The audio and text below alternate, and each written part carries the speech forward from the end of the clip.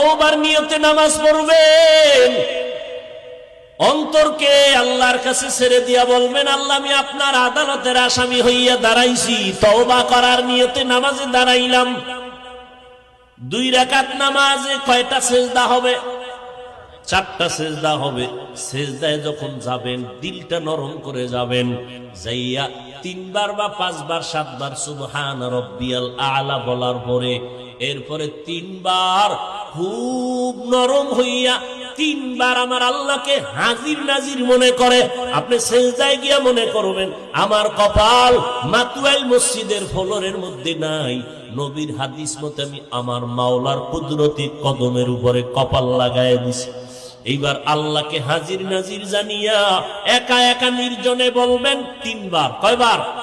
তাসবিহ পড়ার পরে ইয়া রাব্বি গফিরলি, ইয়া রাব্বি গফিরলি, ইয়া রাব্বি গফিরলি, ও রব আমাকে মাফ করে দাও।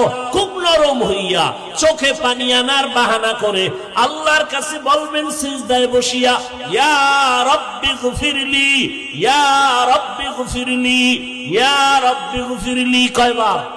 3 বার। প্রত্যেক সেজদায় শেষে 3 বার করিয়া এভাবে 2 রাকাত নামাজ পড়বেন। নামাজের পরে নির্জনে হাত উঁচু করিয়া ইস্তেগফার দুরূদ শরীফ পড়ে আল্লাহর কাছে এবার হাত উঁচু করে কাঁদবেন, আল্লাহ আমার জীবনের গুনাহ মাফ করে দাও। নবী কি বলছেন জানেন?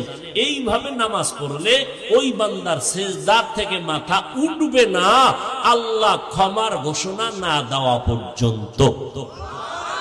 তার মানে আপনি এই দোয়া পড়ে উঠবেন, এর আগেই আপনার জিন্দেগীর গুনাহ আল্লাহ মাফ করে দিবেন।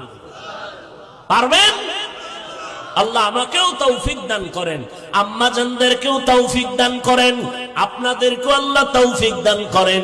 কেউ যেন আমরা আমল থেকে বঞ্চিত না হয়ে যায়। ফজরের নামাজের পরে এই রোজার মাস সূরা ইয়াসিন তেলাওয়াত করবেন ফজর ভরিয়া। রাজি আছেন ইনশাআল্লাহ? ও ভাই নিয়ত করেন, তৌফিক কে দিবেন। নিয়ত করেন ফজরের পরে কি সূরা ইয়াসিন পরে ঘুমাবেন। এরপরে জোহরের নামাজের পরে এমনি তো কোরআন তেলাওয়াত যা করেন করবেন, কিন্তু আলাদাভাবে জোহরের নামাজের পরে সূরা ফাতাহ, সূরা আর রহমান পড়বেন। আসরের নামাজের পরে সূরা আম্মা ইয়াতাসাআলুন নাবা 30তম পারার প্রথম থেকে সূরাটা পড়বেন। মাগরিবের নামাজের পরে সূরা ওয়াকিয়া পড়বেন। এশার নামাজের পরে সূরা মুলক পড়বেন। রাতের বেলা সময় পাইলে আর একবার সূরা ইয়াসিন পড়বেন। যত পারেন চেষ্টা করবেন কোরআন পড়ার জন্য, আল্লাহর কাছে পড়বেন। আর এই রমজান থেকে চালু করবেন 41 বার ফজরের নামাজের সুন্নাত আর ফরজের মাঝখানে আলহামদু সূরাটা পড়বেন 41 বার।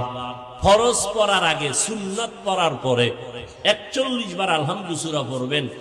শুরু এবং শেষে 11 বার দরুদ শরীফ পড়বেন। ছোট সাল্লাল্লাহু আলাইহি ওয়া আলিহি ওয়া সাল্লাম, সাল্লাল্লাহু আলাইহি ওয়া আলিহি ওয়া সাল্লাম। আবার দৈনিক সময় করে নেবেন একটা টাইম, 50 বার কুল হুয়াল্লাহ সূরা পড়বেন। যে কোনো এক টাইমে পড়বেন প্রতিদিন 50 বার বিসমিল্লাহ সহ, শুরুতে এবং শেষে। এই 50-এর শুরু এবং শেষে 5 বার করে দরুদ। আর 41 বার ইন্না আতাইনা সূরাটা পড়বেন। এটার আগে এবং পরে, শেষে এবং শুরুতে 11 বার করে দরুদ শরীফ পড়বেন। এই আমলটা রমজানে শুরু করেন, পারলে কালকে থেকে শুরু করেন।